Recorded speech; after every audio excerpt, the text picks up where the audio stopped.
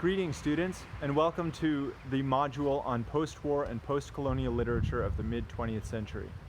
I'd like to use my little front yard garden as an illustration of a core principle in reading this period's literature. So let me show you here. These are our garden beds. We have tomato plants and pepper plants coming in. Some green onions down on that end, strawberries, raspberries, blackberries, some kale, and a little bit of an herb garden down on this side. It's kind of strange to have a front yard garden, but we really wanted to raise some of our own vegetables and herbs, and we tried to do it in the backyard, but we found that there wasn't a good place. There was no consistent sun in the backyard, and so everything we planted was dying without bearing fruit. And here in the front yard, there isn't even enough sun for the plants to really thrive, but we do the best we can. We're gradually making compost out of our vegetable waste products in the kitchen and enriching the soil. So you can see this garden box has pretty good soil now. We've been doing this for almost 8 years, and that garden box is the second best.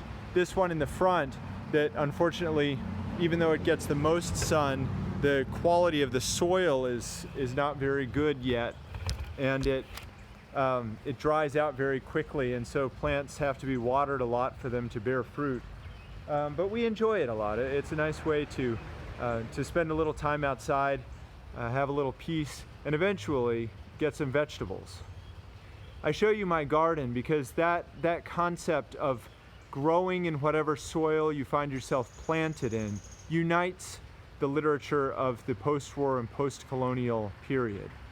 The writers that we're going to be reading wake up in a situation more complicated and painful than they realized it could be, and they have to find a way to make a life that has some kind of purpose in the middle of the mess they find themselves in. We're going to be reading a couple of accounts, one short story and a collection of poetry by two writers that went through the Nazi concentration camps during World War II. Tadeusz Borowski reflects on the kind of fruit that is born for evil when you live in a situation where you have to turn on your neighbor to survive. And Paul Celan writes some moving and powerful, painful poetry of being a Jew in a concentration camp, the way that it distorts one's view of oneself and even of God, as you try to cling to life in the middle of so much death. We're going to see writers address these problems in a different way as they talk about race relations in the modern world. Leopold Senghor, who is a poet as well as the president of the nation of Senegal in Africa, coined the word negritude to talk about a kind of a identity rooted in being of African descent rather than just being African American or Senegalese or whatever nationality one happens to be born in.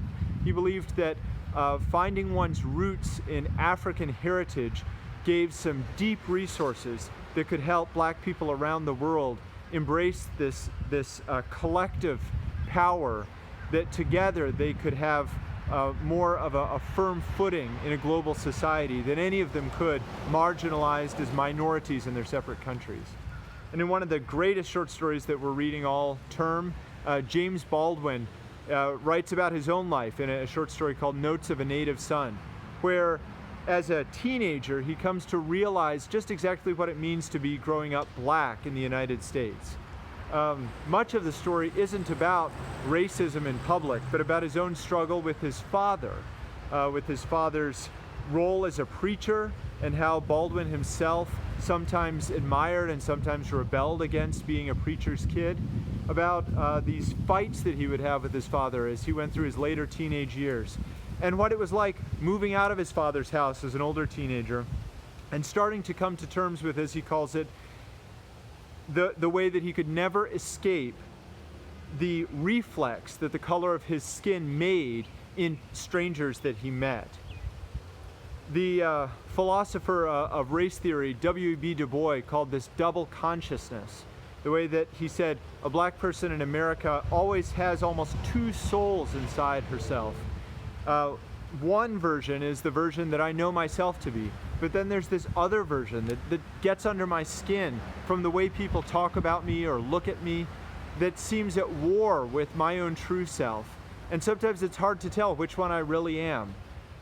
Out of that soil, what kind of identity is going to grow? Who am I going to be when I have been shaped by a world with a painful racial past, and now as a young adult, I'm trying to find the right way, the just way to live in this broken world. We're going to read a couple of short stories where writers are coming at these same sorts of problems from other angles.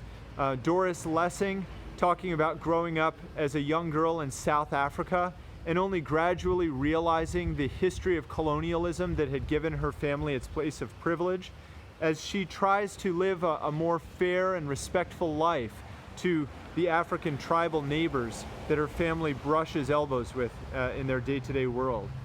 And in the other literature that we'll read in this section, just keep your eye on that theme of people trying to cling to a meaningful life in the shallow, sometimes rocky, sometimes nutrient-deprived soil that they find themselves rooted in.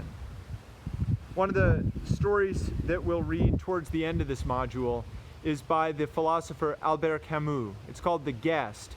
And I want to just say something brief about the philosophy that's informing this story as we finish up this short segment.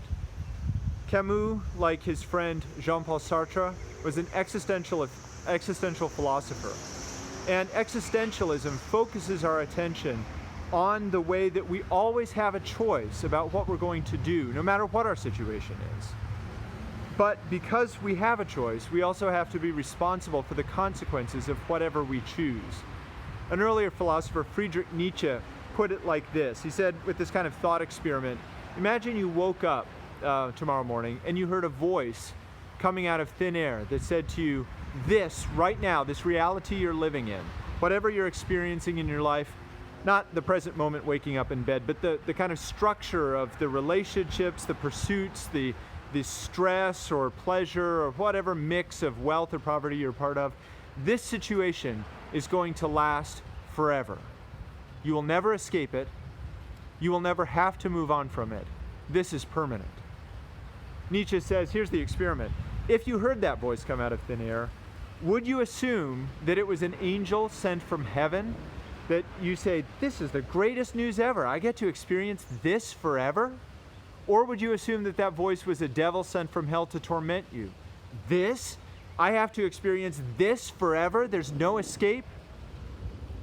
And Nietzsche said, if you would find it devilish to be stuck in your current situation, why don't you do something to change it?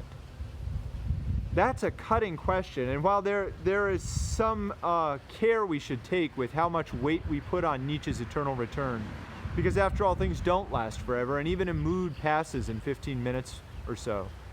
But still the idea that we do always have something in our power to do in any situation is an important one, and it cuts deeply. Why have you chosen the path that you're on, the relationship that you're in? Why did you pick this major to study in college? Was it your choice, or are you meeting the wishes of other people? Are you living out your parents' half-fulfilled dreams? Or is someone telling you that you can't leave a relationship because of what it will make them feel or what they might do? Do you feel like there's no other option except the state you're in? Because remember, choosing to stay where you are is itself a choice. Even inaction is a kind of action. And as scary as it is, it's worth realizing that even now, in the middle of the stress, the responsibilities, it is always an option for you to walk away. You'll have to deal with the consequences of that choice if you do. And no one will be responsible except you. You might leave broken hearts behind. You might offend people, or people might understand what you're trying to do, who you're trying to be. You might have to encounter some difficulties yourself based on the choices that you make. And yet it is within your power to choose what situation is going to be your reality this day and the next. And out of the choices or the lack of choices that we make, we create the groove in which our life rolls forward. Or maybe to go back to my gardening metaphor, we till the soil for our future life. I hope that you have great fruit ahead of you. And I hope that the literature that we read in this unit gives you excellent tools to make those discerning and important choices for our daily lives. Happy reading.